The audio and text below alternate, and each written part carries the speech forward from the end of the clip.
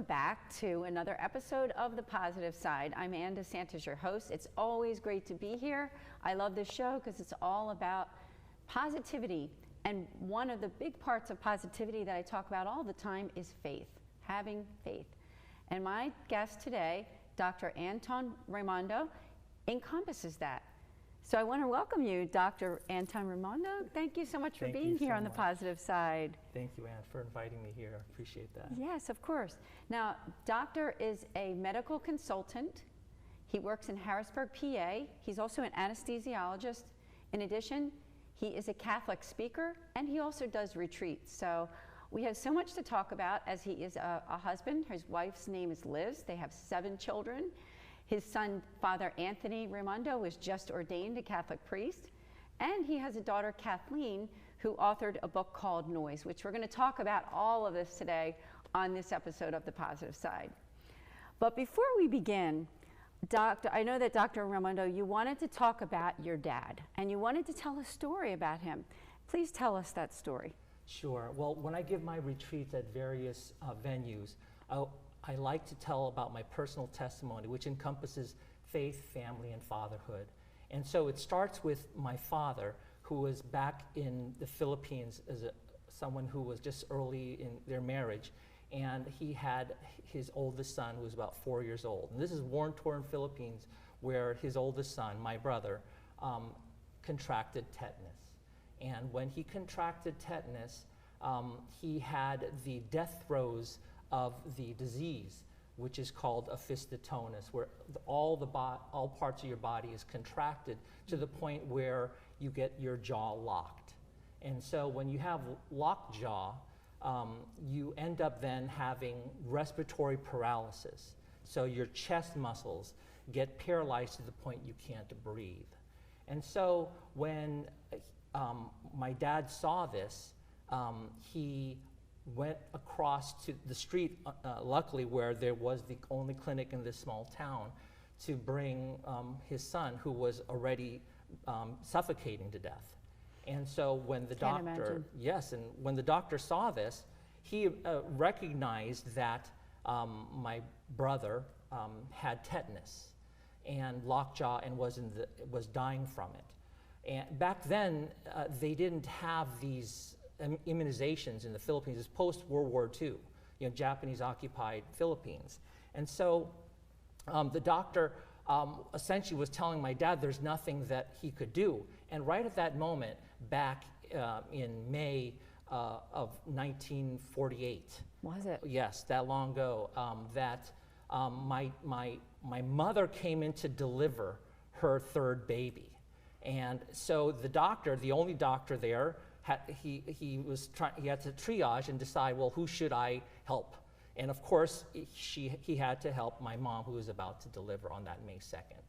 And so what happened was the doctor said, he has to go, your wife is going to deliver, and my dad was distraught, and he belonged to a different faith, and he said, well, isn't there anything you can do? And the doctor said, well, there's this picture that he took off. Now, this is not the original picture.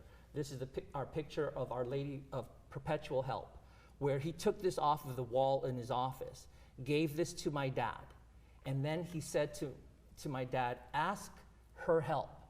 She knows something about losing a son. So he already left them for dead, thinking that your son's gonna die, he's blue, his jaw's locked, and he's all contracted, and I gotta help deliver your next baby.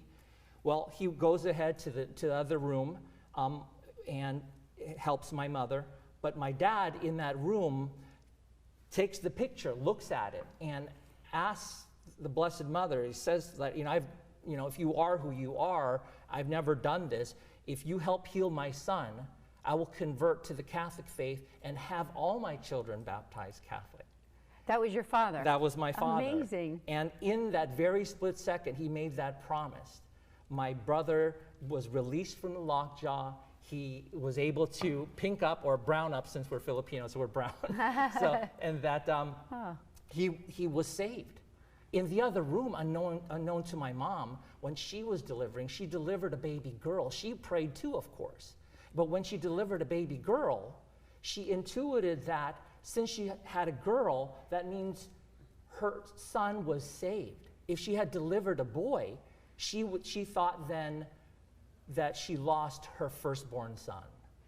So she already knew with faith that her prayers also helped. When she heard that it's a girl, yes, that kind of thing. Yes, and from another room. And this happened all around what we Catholics call the mercy hour, 3 o'clock. Was it? Yes, okay. They named my sister Lourdes after Lourdes. There was a miracle there, Saint Bernadette of Suburban in Lourdes, and so she was named Lourdes. And my brother was, healed from that. My dad did keep his promise.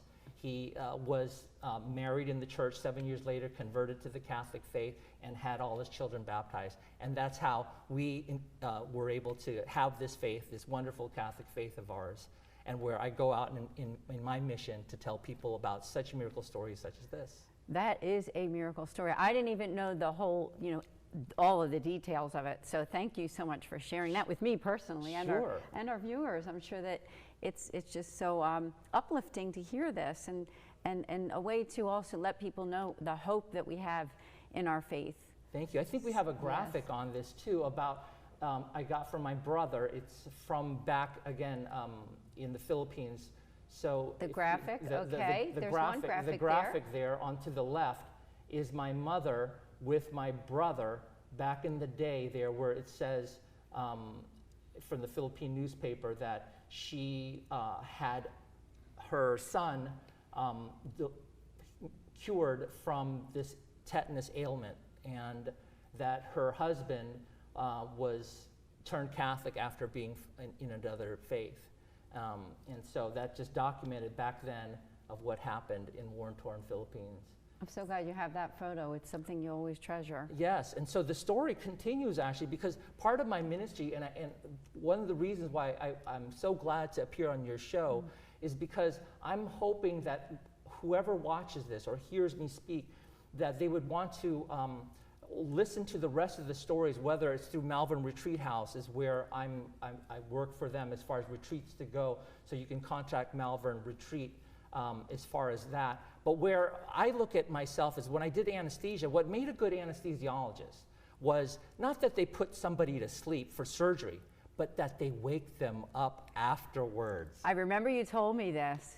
Yes. So profound. And so what happens is, if they don't wake up, that means there's possibly something wrong, very wrong. Now, what I do and what my mission is about is I try to spiritually awaken people from their spiritual slumber, you see? So I try to rouse them up, especially if they're duped or dazed or doped up with the toxic culture out there. And so what happens is I try to help them find their true mission in life that I learned as growing up in my family. And so what happened with the next story here is when my father, now he's a Catholic, what happens is later in life when he's about 60-something years old, he has this massive heart attack where they actually see that they actually have to do a bypass surgery on him. So actually they did a 5-vessel bypass, and what happens is after surgery, he was wheeled into the ICU, and then he had some massive bleeding. And when this happened, he flatlined and had an out-of-body experience. And he literally felt his spirit come out of his body, where he can look from the ceiling down onto his own body, and the doctors and the nurses trying to save his life. And he saw that they gave up, it was flatlined, and he was taken into a tunnel, light and tunnel, where he actually saw his mother and father. Oh. And when he saw his mother and father, they actually told him he had to go back. He was happy to see them. He didn't really want to go back. But this is the story about where he was told by them, you have to go back. And he said, why? And they said, to help Anton Is that right? become a physician. Now, my grandmother had passed away 20, 30 years before. I never knew her. And my grandfather, he died when I was 3 or 4. So I really didn't know him. They both knew my name, and they knew what I was supposed to be. Oh, and that's so amazing. my dad, clinically dead, was revived. So this is my message about people awakening, because this is real life stories that happened in me and my family, that they were awoken. It really is. Physically and it ties spiritually. in. It all ties in. We do have to take a break. I mean, I'm really listening on the edge of my seat here, and I'm sure our viewers are also. We have a lot more to learn about Dr. Antone Raymundo. We'll be back in just a few minutes on The Positive Side.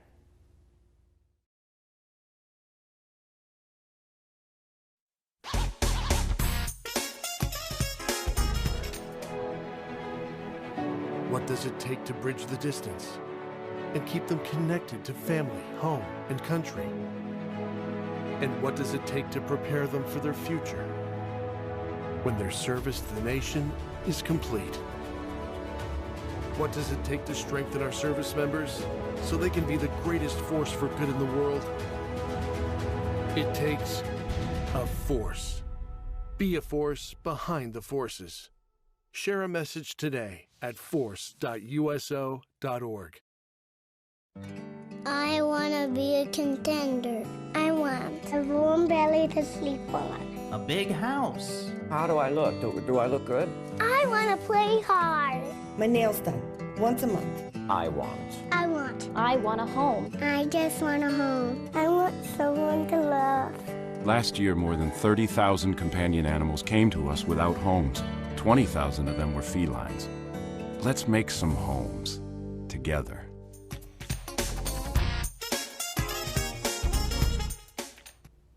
Welcome back to The Positive Side. Ann DeSantis, your host, with Dr. Antone Raymundo. He is a speaker. He is a doctor. He's an anesthesiologist in Harrisburg area. And we're speaking mostly about his Catholic faith and the fact of what his family has experienced in their faith and the awakening of their faith. So going back to that, Dr. Raymundo, I was wondering, you know, if there was anything else you wanted to finish with that story that you were telling about your family.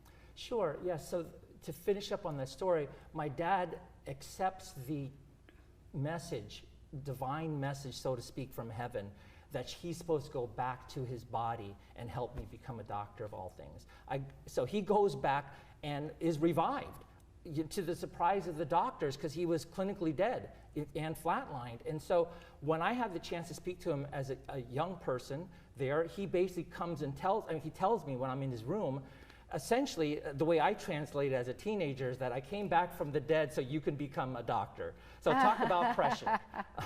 So, and so as it happens, I did become a doctor, even though I had a background where I didn't have that type of promise in the beginning.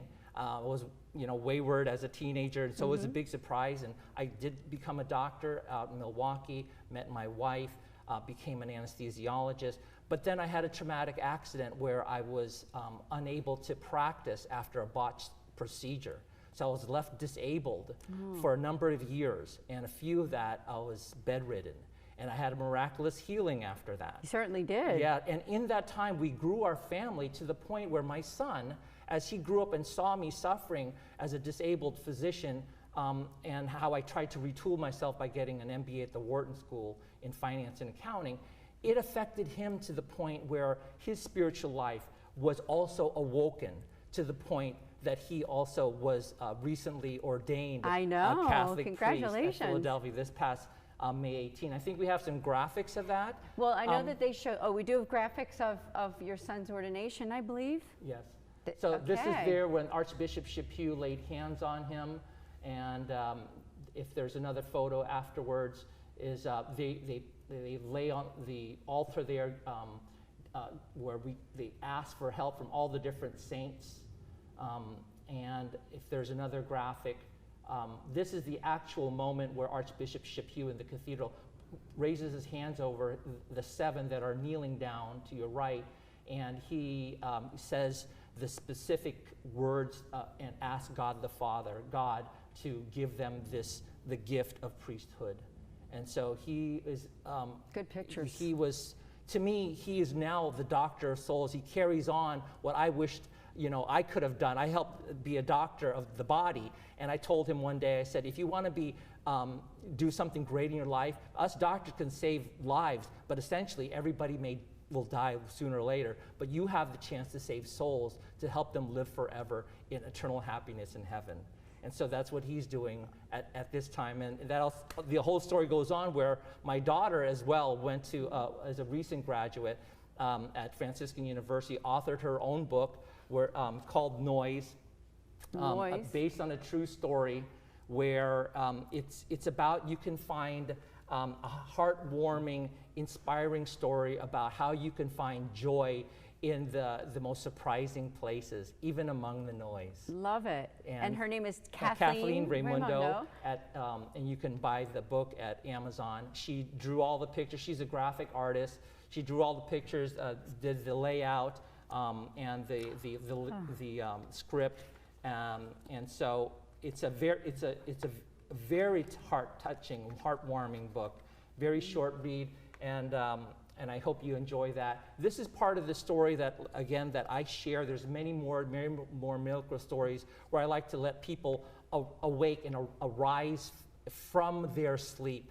And I use the acronym ARISE, arise, where they awake and they're refreshed, they're inspired, they are then strengthened, and then they are encouraged to a better and beautiful life once they realize all what they are missing in their spiritual faith life. And I hope to bring that to people if they let me speak at their different venues, whether it's Catholic, Christian, or just regular venues out there. I talk in different retreats and in schools and in pubs, in wherever you'll have me, speak this message. Yes. Now, we're located here at the studio. We're in Cherry Hill, New Jersey. Dr. Raymundo, where are you located in the Philadelphia area? You and your family are in Westchester, PA. But I know you were saying that you would travel sort of outside of that area in case, someone who's watching wants to have you out for some kind of retreat. You could always fly out somewhere. Right. Too, I've done a national conference of a full weekend. I've done full day retreats. The national conference was outside of Boston, where people from Canada, youth and young adults from Canada and all four corners of the United States came in and heard 6 hours of talks, and they wanted more. Is that right? Yes, and I will be speaking at the Cathedral August 8th at the Archdiocesan Pastoral Center Auditorium on August 8th, which is the feast day of St. Dominic. It's the title is St. Dominic and the Rosary. Okay. We'll talk about that. And Archdiocese of Philly. Yes, and it's for Malvern Retreat House, retreats to go. So if you wanted to get in touch with Malvern Retreat House or malvernretreat.com, you can request me to speak for your organization, to speak on various topics. And I'll be there on August 8th at the Cathedral Auditorium. Good. Yes. Yes. Now, do you have contact information that you'd want to share with people who are watching, either a website or anything, email address that you want to share? At this point, you can contact me directly through my email at ARMD, that's my initials, ARMD @mac.com, ARMD@mac.com. And also, again, through www.malvernretreat.com to book me for any talks or conferences or retreats that you want me to speak at. And I'm having a website that's currently being built and trying to work on this book that I've long wanted to do. So, but my daughter beat me to it. So She produced one already. Yeah, don't forget Noise on Amazon. That's called by Kathleen Raymundo. So now, where's your son going to be stationed? Yes, he is going to be stationed out in Warrenton, Pennsylvania, at the St. Robert Bellarmine Parish, and he didn't know until the day of ordination. After the ordination, they made it seem like a big surprise, and it was. And so they usually send some the newly ordained priest furthest away from their parents. So is that right? Yeah. So, well, that's the way I look at it. Yeah, so, maybe. So he is diagonal from where we live in Westchester. So. Yeah. Now, I was wondering if there was anything to our viewers who are watching, if there was any other message that you wanted to give them on anything to do with either family life, spirituality, or just getting through tough times. You were talking a lot about, dealing with suffering and the fact that God can come through and wake you from that sleep. And yes. So I wondered if there was something you wanted to share. what I also didn't get to mention, I'm a lay Carmelite. Okay. And so I'm a vowed lay Carmelite, which means what we do as Catholics is pray.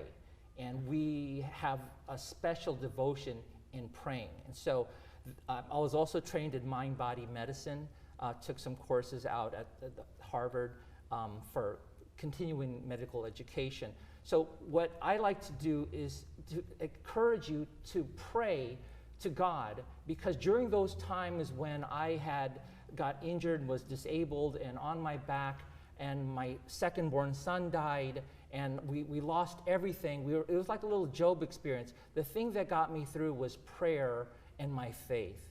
And that made me and my wife closer together through all the thick and thin. So even though we lost everything, God built it back up again to the point that we have a priest, another college graduate, and 4 other kids that are doing really well in school, that through prayer and faith and God's help, that you can do anything, because through God, you can do anything. Anything is possible. Thank you. Now we do have to end this show. I want to sincerely thank you for coming on to the positive side, Dr. Antone Raymundo.